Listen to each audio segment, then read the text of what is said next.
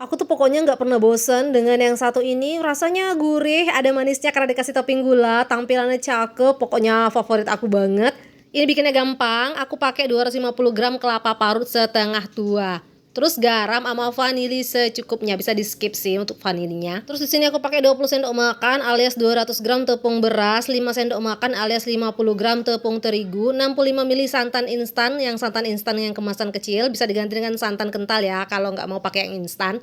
Lanjut 700 ml air, masukinnya dikit-dikit aja sambil diaduk supaya gampang gitu ya nyampurinnya. Karena kalau dimasukin sekaligus cenderung agak sulit nyampurinnya dan cenderung lebih mudah ngegumpal. Itu kan nggak cantik banget nanti kue kita kan kalau ngegumpal-gumpal. Bagi yang suka manis, ini bisa dicampurin dengan gula pasir atau gula merah. Nah, di sini aku bikin versi yang gurih ya.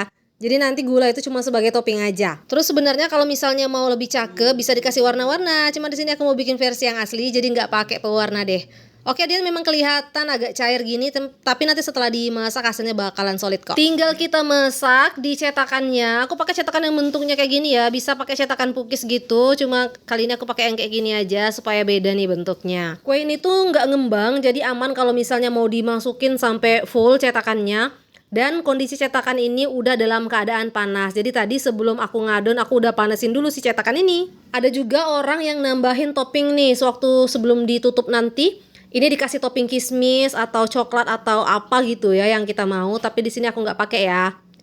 Nah, kalau udah mateng, ini sebelum mateng ya.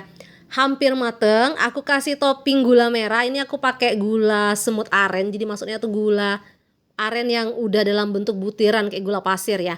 Bisa juga pakai gula pasir atau gula aren yang disisir halus. Tapi kalau misalnya nggak mau pakai topping juga nggak apa-apa. Nanti juga rasanya tetap bakalan enak. Cocok buat tim yang penggemar makanan gurih. Nah, kalau udah mateng, ini siap diangkat.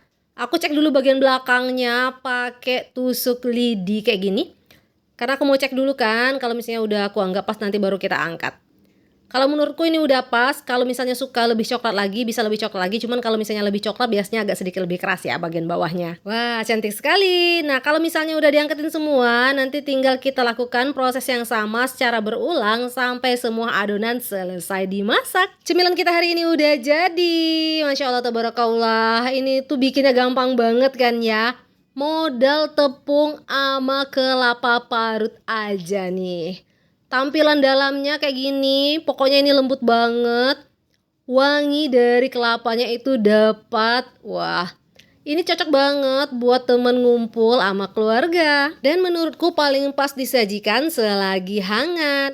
Nah, selain disajikan dengan topping gula merah kayak gini, bisa juga disajikan tanpa topping kayak gini. Ada yang pernah cicip kue ini?